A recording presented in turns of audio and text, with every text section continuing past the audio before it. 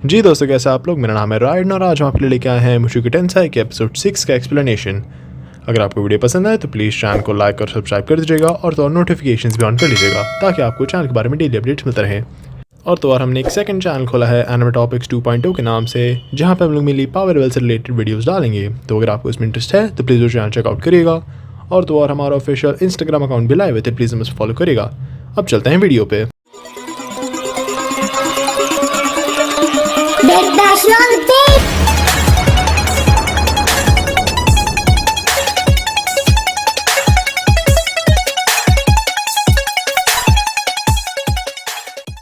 जी दोस्तों, तो इस एपिसोड की स्टार्टिंग में हमें पॉल को माना कैलामिटी के बाद दिखाया जाता है, जहाँ पे वो नॉन को अपने हाथों में लेके खाली मैदान में खड़ा है। पॉल को खुद नहीं पता कि वहाँ पे कैसे पहुंचा। दोस्तों, इंटरव्यू के बाद हमें पॉल को दिखाया जाता है जो अब भी बैठ के पी रहा है। उसके पीछे से गीस आता है और उसके बगल में बैठ के पॉल से बात करना शुरू करता है। जिसके बाद गीस पॉल से बोलता है कि उसे कल गिल्ड जाना चाहिए क्योंकि वहाँ पे वो कुछ इंटरेस्टिंग लोगों से मिल सकता है। पॉल गीस की बात पे ज़्यादा ध्यान नहीं देता और फिर गीस पॉल से पूछता है कि क्या हुआ, वो इतना डिप्रेस क्यों लग रहा है। पॉल बोलता है कुछ नहीं हुआ, लेकिन गीस जानता है कि पॉल ऐसे चेहरा नहीं बनाता अगर कुछ हुआ नहीं होता तो। और वो पॉल को बोलता है कि उसे सब बता निकले। पॉल गीस को बताता है वो सब कुछ जो रूडीस के साथ हुआ। पॉल की पूरी बात सुनने के बाद गीस पॉल से बोलता है कि क्या वो अपने बेटे से कुछ ज़्यादा ही एक्सपेक्ट नहीं कर रहा, और कहता है कि रूडी सही में कमाल का बंदा है और कि गीस ने आज तक और किसी को नहीं देखा है जो मैजिक बिना चैंटिंग के यूज़ कर सकता है। लेकिन इसके बावजूद भी रूडीस बस एक 11 साल का चूतिया है। फिर गीस पॉल से पूछता है कि वो जब 11 साल का था तब वो क्या कर रहा था, और कि अगर गीस पॉल को बोलता जाके डीमन कॉन्टिनेंट पर रहने के लिए तो क्या पॉल वो कर पाता। पॉल फिर गीस को कहता है कि वो यहाँ का पॉइंट मिस कर रहा है और कि रूडीस के पास वो स्पिरिट बंदा है जो उसे प्रोटेक्ट कर रहा है, और कि वैसे बंदे के साथ पॉल से कमज़ोर आदमी भी डीमन कॉन्टिनेंट को ट्रैवल कर लेता। गीस फिर पॉल को सीधे सीधा मना कर देता है, बोलते हुए कि फिर भी वो ये नहीं कर पाता। तो पॉल कहता है कि ये बात बस उसका पॉइंट प्रूव करती है कि रूडीस ने कुछ ऐसा करा है जो पॉल खुद भी नहीं कर पाता, और कि वो सही में एक जीनियस है। तो क्या पॉल उससे और चीज़ें एक्सपेक्ट करने में गलत है। और गीस पॉल को बोलता है कि वो हमेशा की तरह गलत ही है। गीस फिर पॉल से पूछता है कि क्या वो आज तक डीमन कॉन्टिनेंट पे गया कि नहीं, और यहाँ पे हमें पता चलता है कि गीस भी डीमन कॉन्टिनेंट पे ही पैदा हुआ था। वो फिर पॉल से कहता है कि वो डीमन कॉन्टिनेंट को बहुत ज़्यादा अंडर एस्टिमेट कर रहा है, और फिर गीस से पूछता है कि वो एक्जैक्टली डीमन कॉन्टिनेंट के बारे में क्या अंडर एस्टिमेट कर रहा है। तो गीस पॉल को बोलता है कि उस जैसे लोग जो सेंट्रल कॉन्टिनेंट पे पैदा हुए हैं डीमन कॉन्टिनेंट की चीज़ों के बारे में अंधे हैं और इन्हें समझते नहीं हैं। गीस फिर पॉल को बताता है कि डीमन कॉन्टिनेंट पे शहरों के बाहर सिर्फ रेगिस्तान होता है, जहाँ पे दिन में दिमाग चकरा देने वाली गर्मी होती है और रात को भी बहुत ठंड होती है। वहाँ पे बिना मॉन्स्टर से लड़े ना जलाने के लिए लकड़ी मिलती है ना पीने के लिए पानी, तो और वहाँ पे कभी बारिश भी नहीं होती। इसके साथ साथ वहाँ पे भर भर के स्ट्रॉन्ग मॉन्स्टर्स हैं जिन्हें वो सेंट्रल कॉन्टिनेंट में कभी नहीं देख पाएगा। पॉल गीस को बोलता है कि वो ये सब बस उसे बड़ा चढ़ा के सुना रहा है। गीस फिर पॉल को कहता है कि ये रूडीस का पहला टाइम था एक अनजाने लैंड पे, उसका फर्स्ट टाइम था एक एडवेंचर पे। उसे उस बर्ड को अपने दिमाग में लेकर चलना पड़ता था क्योंकि उसका मन कभी भी बदल सकता था। इसी के साथ साथ सेरेस को भी प्रोटेक्ट करना होता था। तो फर्क नहीं पड़ता कि रूडीस कितना भी बड़े दिमाग वाला है, सबकी एक हद होती है, और इसके ऊपर से रूडीस अब भी सिर्फ एक बच्चा है। तो फिर पॉल गीस से पूछता है कि अगर रूडीस ने इतनी ही तकलीफें झेली हैं तो वो अपनी एडवेंचर्स की स्टोरी उसे इतनी खुशी खुशी क्यों बता रहा था। तो गीस बोलता है कि ऐसा इसलिए है क्योंकि रूडीस नहीं चाहता कि पॉल उसके बारे में भी चिंता करे। फिर पॉल गीस से गुस्से में पूछता है कि रूडीस ऐसा क्यों कर रहा था, क्या वो इसलिए है क्योंकि वो एक नाकाम बाप है। गीस हाँ बोलता है और कहता है कि वो ऐसा इसलिए है क्योंकि पॉल एक नाकाम बाप। फिर पॉल गीस से कहता है कि हाँ, वो एक कमज़ोर इंसान है जिसे 2 पल का चैन पाने के लिए शराब में डूबना पड़ता है, तो एक जीनियस की आंखों में तो वो बहुत बड़ा नाकाम हो। गीस फिर पॉल कहता है कि बल्कि नाकामी देखने के लिए एक जीनियस की ज़रूरत नहीं है। फिर गीस कहता है कि वो बेचारा रूडीस इतनी मेहनत मुशक्कत करने के बाद वो यहाँ तक पहुँचा, और जब अपने बाप से मिला उसका बाप बस ठल्ली हुआ पड़ा था, और कि अगर रूडीस की जगह गीस होता तो वो तो अपने बाप से सारे रिश्ते काट देता। जिसके बाद गीस पॉल से पूछता है कि वो बस सीधा सीधा खुश क्यों नहीं हो सकता कि वो और रूडीस अब वापस एक साथ हैं। क्या फ़र्क पड़ता है कि रूडीस यहाँ तक कैसे पहुँचा, वो दोनों फैमिली है तो उन दोनों को बस खुश होना चाहिए कि वो दोनों अभी अच्छी खासी हेल्थ में हैं। सबसे पहले उसे इस बारे में खुश होना चाहिए। या फिर ऐसा है कि पॉल चाहता था कि रूडीस यहाँ तक अपाहिज पहुँचे, इसके एक आंख गायब है, हाथ पैर भगवान जाने कहाँ गिरे पड़े हैं, जान निकल गई एकदम उसके अंदर से। गीस फिर पॉल को कहता है कि उसे एक सीधे दिमाग के साथ इस बारे में सोचना चाहिए, और फिर वहाँ से चला जाता है। इसके बाद हमें कट करके दिखाया जाता है कि पॉल अब अपने घर पहुँच चुका है, जहाँ पे वो नॉन के बिस्तर पर बैठता है, जहाँ पे उसे अपने दिमाग में रूडीस दिखाई देता है जो भी अच्छी हालत में है और अभी हंसी खुशी से अपनी ज़िंदगी बिता रहा है।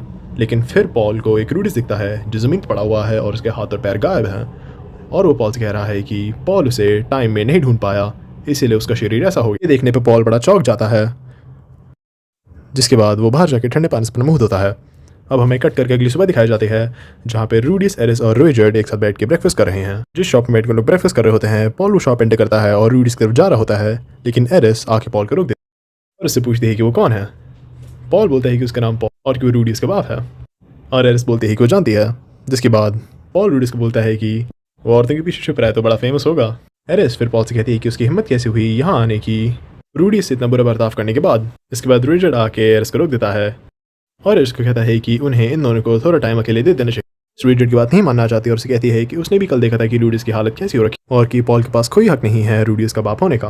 रोइजर्ड बस कहता है कि उसे ऐसा नहीं बोलना चाहिए और बाप बस वैसे ही होते हैं। रोइजर्ड फिर पॉल को जाते हुए कहता है कि वो लोग अपना आर्ग्यूमेंट, लेकिन उसके बेटे को जिंदा होना पड़ेगा वो आर्ग्यूमेंट सुनने के लिए। पॉल और रूडीस फिर बैठ के बात करने लगते हैं और पॉल रूडीस से पूछता है कि क्या वो आदमी वही था जिसके बारे में रूडीस कल पॉल को बता रहा था। इस हाँ कहता है और कि बोलता है कि वही रोइजर्ड है स्पीड रेस का। और फिर पॉल से पूछते हैं कि क्या उसे रोइजर्ड से डर नहीं लगता। पॉल फिर रूडीस से कहता है कि उसे अपने बेटे के सेवियर से डर क्यों लगे। इस फिर पॉल से पूछता है कि पॉल यहाँ पे क्यों आया है। पॉल कहता है कि वो रूडीस से माफ़ी मांग जाएगा कल के लिए। रूडीस फिर कहता है कि पॉल के पास माफ़ी मांगने के लिए कुछ नहीं है और कि रूडीस भी अभी तक बड़े हंसी खुशी के साथ ट्रैवल कर रहा था, तो ये पॉल की गलती नहीं है कि वो इस बारे में गुस्सा हो रखा है। खास के ऐसे समय पे रूडीस है जिसे माफ़ी मांगनी चाहिए। रूडीस कहता है कि ऐसी बात नहीं है और कि रूडीस ने सही में बड़ी मेहनत करी है ना। नहीं बोलता है और कहता है कि ये सब बड़ा आसान था और फिर कहता है कि वो बड़ा सॉरी फील करता है कि उसे पॉल का मैसेज पहले नहीं। पूछता है कि पॉल ने अपने मैसेज में क्या लिखा था, तो पॉल रूडीस को बताता है कि उसने अपने मैसेज में लिखा कि पॉल को ना ढूंढे और कि उसकी जगह नॉर्थ सेंट्रल कॉन्टिनेंट सर्च करें। और फिर रूडीस पूछते हैं कि वो अभी यहाँ से क्या करेगा।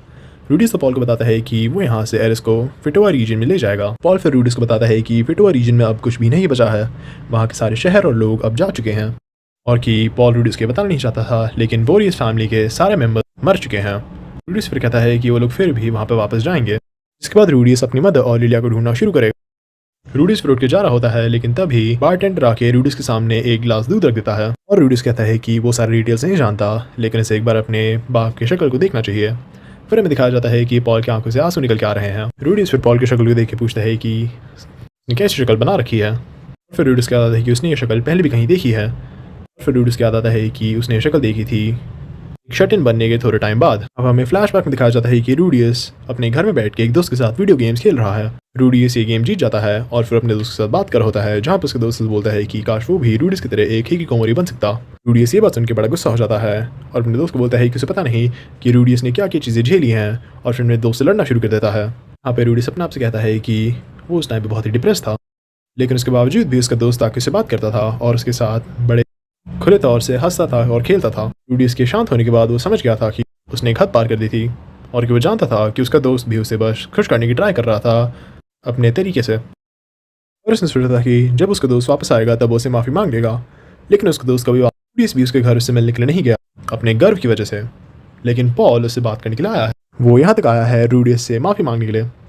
जिसके बाद रूडीस पॉल से बोलता है कि उसके पास एक प्रपोजल है। जिसके बाद रूडीस पॉल को बोलता है कि वो लोग अभी एक डिफिकल्ट सिचुएशन में हैं और उन दोनों को बड़ों की तरह एक्ट करना चाहिए। पॉल रूडीस से पूछता है कि वो क्या बोलने की कोशिश कर रहा है। रूडीस फिर अपने आप से कहता है कि इस साल पॉल 30 साल का हो जाए और कि पॉल अब भी उसकी पिछली ज़िंदगी वाले उससे जवान हैं और कि अपनी पिछली ज़िंदगी में रूडीस बस सोच रहा था कि वो अपने दोस्त पे इंजाम कैसे लगाएगा और उसकी पिछली ज़िंदगी के कंपेरिजन में पॉल यहाँ पे एक बहुत ही अच्छा काम कर रहा है। रूडीस फिर पॉल से कहता है कि उन्हें अपनी कल की लड़ाई के बारे में बस भूल जाना चाहिए और कि उन्हें अभी इस मोमेंट से शुरुआत करनी चाहिए जहाँ पे बाप बेटा साल के बाद एक दूसरे से मिल रहे हैं। पॉल फिर रूडीस पूछता है कि वो क्या कह रहा है। रूडीस फिर अपने दिमाग से कहता है कि वो भी पहले से बदल चुका है। उसके बाद वो खड़ा होता है और पॉल को अपने पास बुलाता है। इसके बाद वो पॉल को अपने सामने खड़ा होने के लिए कहता है, झुक के और हाथ खोल के। इसके बाद रूडीस भाग के कूदता है और पॉल को गले लगा लेता है और फिर दोनों रोना शुरू कर देते हैं। पॉल रूडीस कहता है कि वो उसे देख के सही में खुश है क्योंकि वो अभी तक और किसी को ढूंढ नहीं पाया था और उसे डर था कि उसकी फैमिली में सब लोगों की मौत हो चुकी है। और फिर दोनों एक दूसरे से माफ़ी मांगते हैं। जिसके बाद हमें कट करके दिखाया जाता है कि पॉल और रूडीस अब रूडीस कमरे में बैठ के बात कर रहे हैं। इसके थोड़ी देर बाद ही एरिस और रोइजर्ड वापस कमरे में आते हैं और एरिस की एक आंख काली होती है। रूडीस उनसे पूछता है कि क्या हुआ, तो रोइजर्ड ने बताता है कि एरिस को रोकने में उसे थोड़ी एरिस फिर रूडीस से पूछते हैं कि उसने अपने बाप को माफ़ कैसे कर दिया। वो कल अपने बाप की लड़ाई को लेकर इतना डिप्रेस था ना। एरिस का हाथ पकड़ उसका कहता है कि वो और उसका बाप दोनों ही इंसान है तो उनसे गलतियां हो। इसके बाद पॉल भी उनसे माफ़ी मांगता है और रोइजर्ड बस कहता है कि ये अच्छी बात है कि पॉल और रूडीस। इसके बाद रूडीस एरिस की आंख को हील कर देता है और वो तीनों एक टीम मीटिंग होल्ड करते हैं। यहाँ पे रूडीस उन्हें बताता है कि अब उन्हें सेंट्रल कॉन्टिनेंट और मिडिल कॉन्टिनेंट में ट्रैवल करने में कोई दिक्कत नहीं आनी चाहिए, लेकिन उसके पास एरिस के लिए कुछ बुरी खबर। उनका होम टाउन अब एग्जिस्ट नहीं करता है और की चांसेस हैं कि फिलिप और साउरो अभी तक ढूंढे नहीं। बोलती है कि वो इस बारे में कुछ नहीं कर सकते। फिर रूडिस बोलता है कि गिलेन भी अभी तक मिसिंग है। रूडिस कहता है कि ऐसा हो सकता है, लेकिन एरिस उसे बीच में काट देती है और कहती है कि वो इन सब चीज़ों के लिए पहले से ही तैयार है। इसके बाद रूडिस उन्हें बताता है कि वो प्लान कर रहा है कि वो लोग कल इस शहर से निकल जाएंगे। एरिस बोलती है कि उसे इससे कोई प्रॉब्लम नहीं है। फिर रूडिस पूछता है कि वो इस बारे में श्योर है, क्योंकि अगर वो यहाँ से जाएगा तो चांस है कि वो अपने फादर से वापस नहीं मिल पाएगा। तो रूडिस कहता है कि अगर वो लोग अभी उसकी फैमिली को नहीं ढूंढेंगे तो चांस है कि वो उन्हें भी वापस कभी नहीं मिल पाएगा और कि वो अपने फैमिली को ढूंढना प्रायोरिटाइज करना चाहता है। तो हमें कट करके अगली सुबह दिखाई जाती है जब रूडियस, एरिस और रिचर्ड शहर से निकल रहे हैं। नॉन भी यहाँ पे पॉल के साथ उन्हें बाय बोलने के लिए आई होती है और रूडियस नॉन को कहता है कि उसे पता नहीं कि और कितने साल लगेंगे, लेकिन वो लोग दोबारा कभी ज़रूर मिलेंगे। नॉन साफ साफ नहीं बोलती है, लेकिन फिर रिचर्ड आके नॉन को बोलता है कि उसे अपने भाई बहनों का ध्यान रखने के बाद रूडियस पॉल को भी बाय कहता है और वहाँ से निकल जाता है। जिसके बाद हमें दिखाया जाता है कि वो इन सबको रूडियस का एक एक फिक्र देके गया था। और रूडियस के निकलते ही वहाँ पे गीस आता है और पॉल गीस का शुक्रिया अदा करता है उसकी हेल्प करने के लिए। पॉल देखता है कि गीस ने भी अपना सामान पैक करा हुआ है और उससे पूछता है कि क्या वो कहीं जा रहा है। गीस पॉल को बताता है कि उसने ग्रेट फॉरेस्ट के मोस्ट पार्ट्स को सर्च कर लिया है और क्यों अब सोच रहा है बैगरेट जाके सर्च करने की। बोलता है कि पॉल ने अभी तक कोई एरिया सर्च नहीं करा है ना। इसके बाद पॉल भी अपनी सर्च कंटिन्यू करता है और हमारा एपिसोड यहीं पे खत्म हो जाता है।